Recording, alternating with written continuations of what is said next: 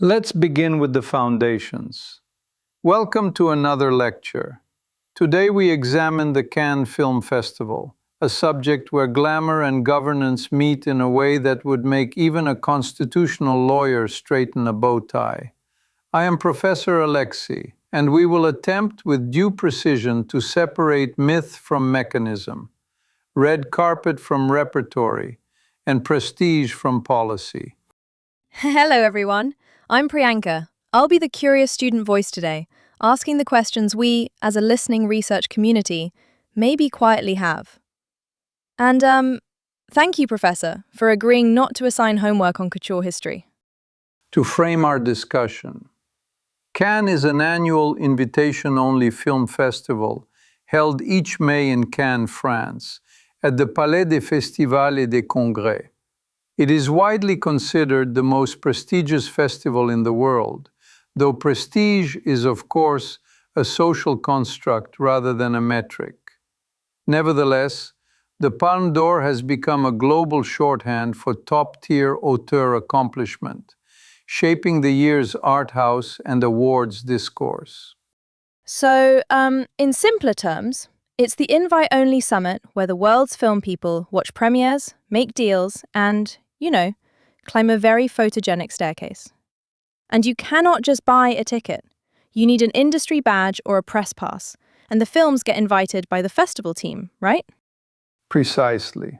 Technically, Cannes is an ecosystem with several strata. The official selection contains the main competition, which awards the Palme d'Or, Grand Prix, and Jury Prize, alongside prizes for direction, screenplay, and acting. Un certain regard for distinctive or emerging voices.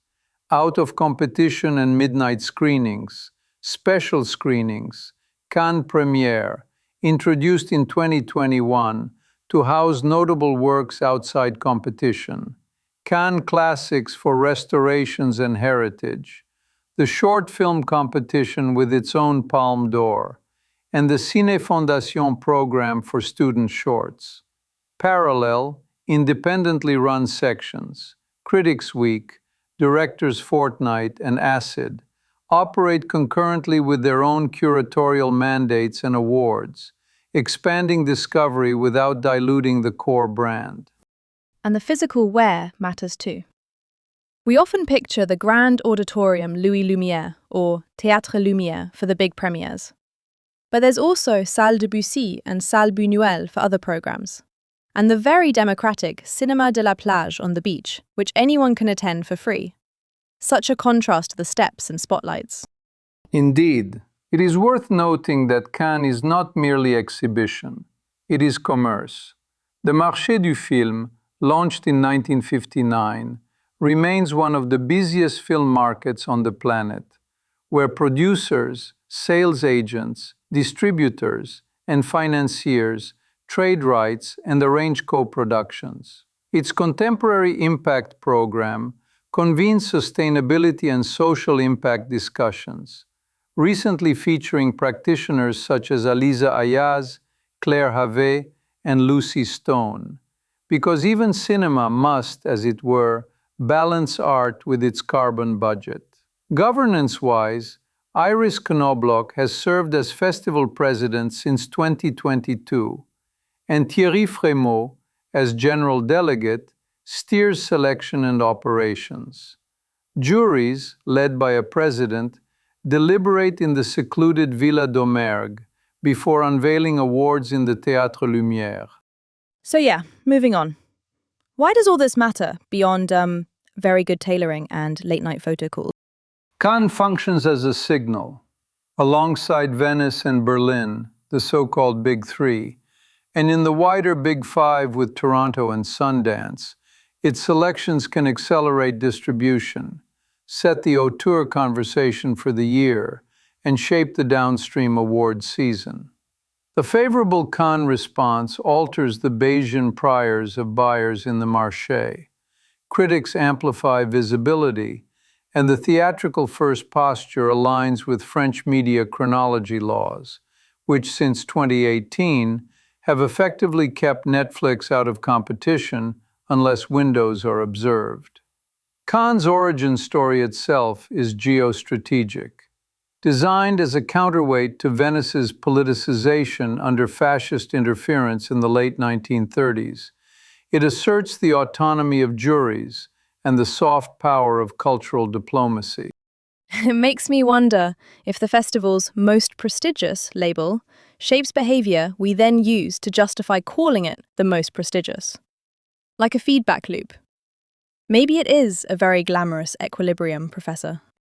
Clearly, prestige behaves like network effects. The more high-caliber artists and media concentrate, the more attractive the node becomes, until it is self-reinforcing. Now a concise history because sequences matter. In 1937 and 1938, overt political pressure at Venice, culminating in awards like the Mussolini Cup to Luciano Serra, Pilot, and to Riefenstahl's Olympia, catalyzed French plans for a freer festival. By May 1939, Cannes was chosen over Biarritz and Nice. In August 1939, an opening night gala screened The Hunchback of Notre Dame, with Hollywood arriving by ocean liner. Within days, Germany invaded Poland, and in September 1939, France and the UK declared war. The inaugural edition was cancelled. Isn't it interesting how the first gala actually happened, but the festival then became a historical what-if for years? And then, after the war, they relaunched, right?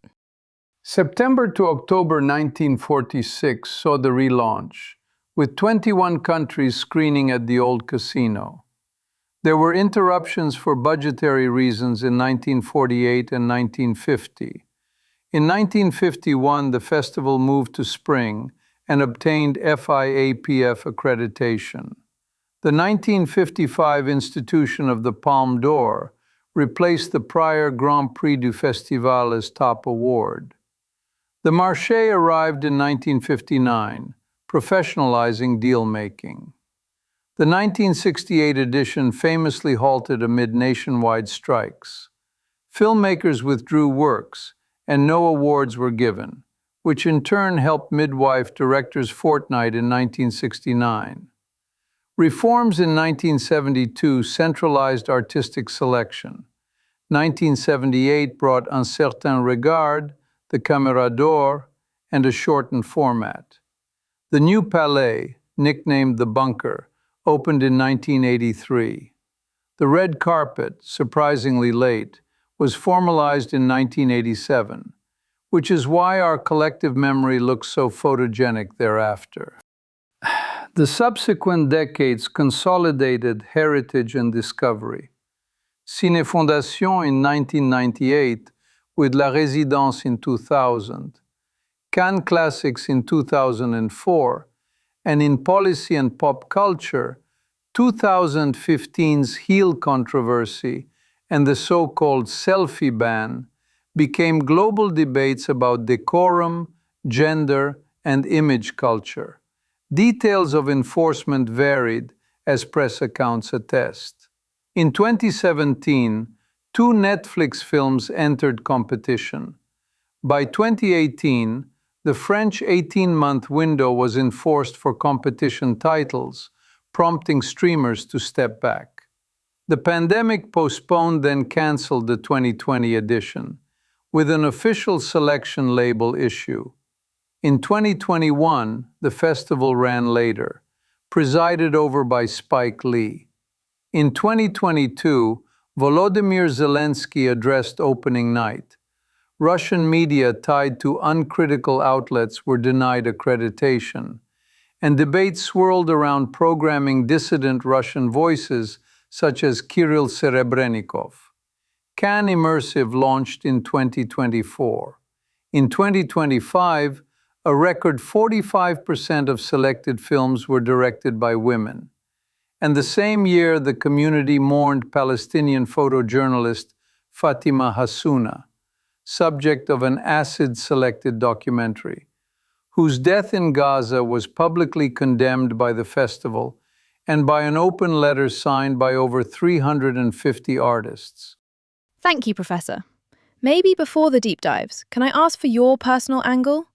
I often think these institutions are best understood as living cultures rather than just policy documents.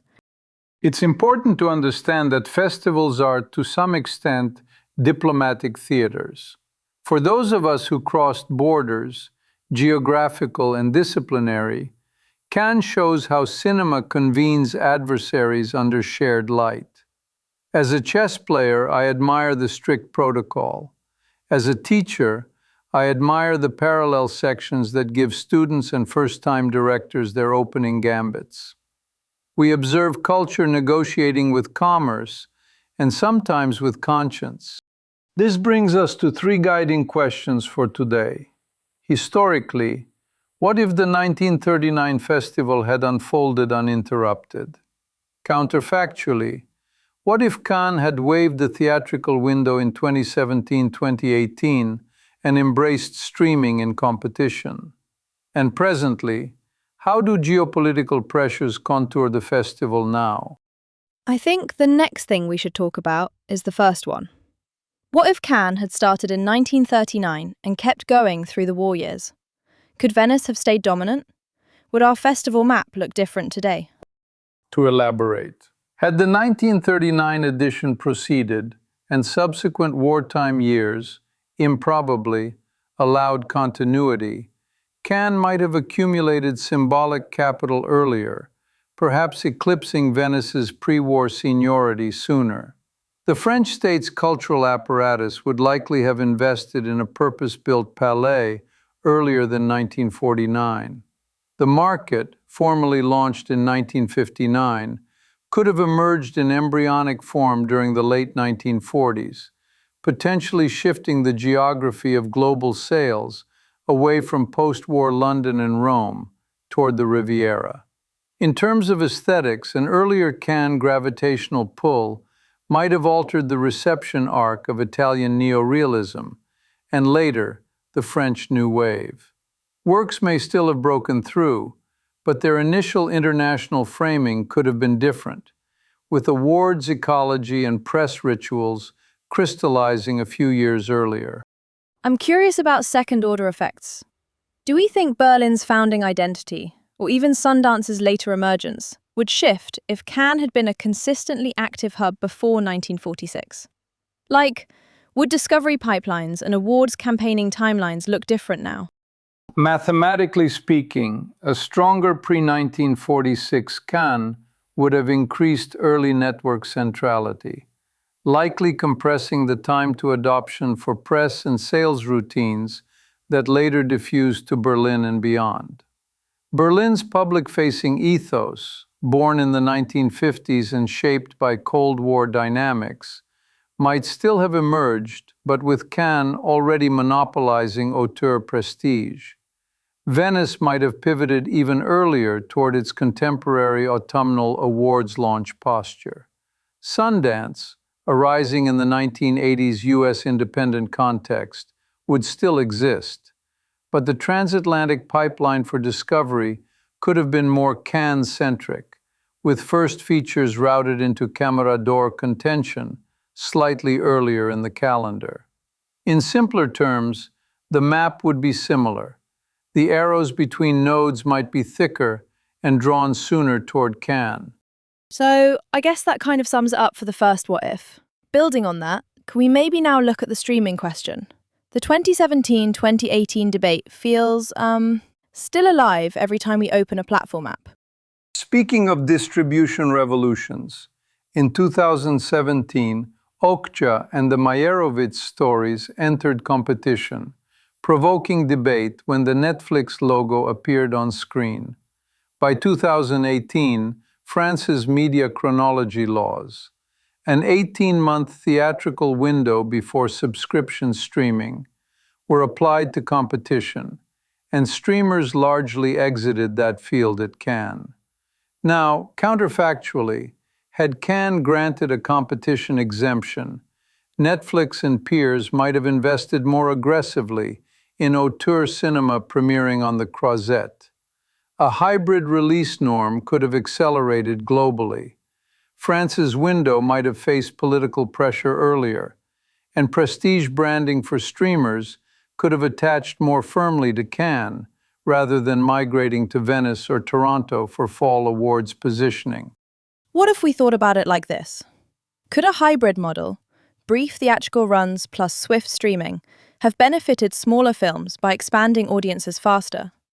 Or would it have, maybe, undermined art house exhibitors whose margins already look fragile in the data we see post-pandemic? It's crucial to understand the trade space. A Cannes-blessed hybrid might have increased total reach and shortened payback periods for producers, improving cash flow kinetics. It could also have eroded the scarcity that fuels theatrical word of mouth for delicate titles. Exhibitors, particularly in France where policy protects cinema as a public good, would have faced increased substitution risk. Conversely, some streamers might have funded more ambitious, non-algorithmic auteur work to compete for the Palm's aura. In equilibrium, I suspect we would observe bifurcation. Robust theatrical windows for marquee auteurs and eventized documentaries, compressed windows for niche discoveries paired with platform prominence. Cannes, by staying theatrical first, chose brand coherence over short-term elasticity, an academically defensible utility maximization if one weights cultural capital highly. Maybe it's just me, but the way norms ossify around rituals like the staircase feels similar to how norms ossify around release windows. The red carpet moves efficiently when there are no selfies. Distribution maybe moves efficiently when scarcity is respected. Even if, selfies are fun. Arguably, although I am not convinced the efficiency gains outweigh the comic value of a collective pause for self-portraiture. In any case, the selfie debate was inconsistently enforced. The window policy is not. Moving forward, the third question, geopolitics. In 2022, Cannes restricted accreditation to certain Russian outlets that did not oppose the war, yet platformed dissenting artists. President Zelensky's video address framed cinema as testimony during war. In 2025, following the killing of Palestinian photojournalist Fatima Hassouna, subject of an acid-selected documentary, the festival issued condolences and a critique of ongoing violence, while hundreds of artists signed a public letter condemning the killing and the broader humanitarian catastrophe. These actions illustrate Cannes as a cultural actor, not merely a neutral screen. From a different angle, can we say that this balancing act, cultural diplomacy versus artistic independence, will define the next decade? And what practical challenges might the festival face as a result? Like security, programming pressure, sponsors, or even sustainability constraints we've been tracking in the Marché sessions. We can infer several vectors. First, representation. Near parity in 2025, 45% women-directed, generates expectations of sustained inclusivity across selection committees and juries. This requires pipeline attention via Ciné-Fondation, L'Atelier, and parallel sections. Second, sustainability. Travel-intensive market activity collides with decarbonization goals. The Marché's impact program will need to translate panels into enforceable best practices for production and festival operations. Third, political expression.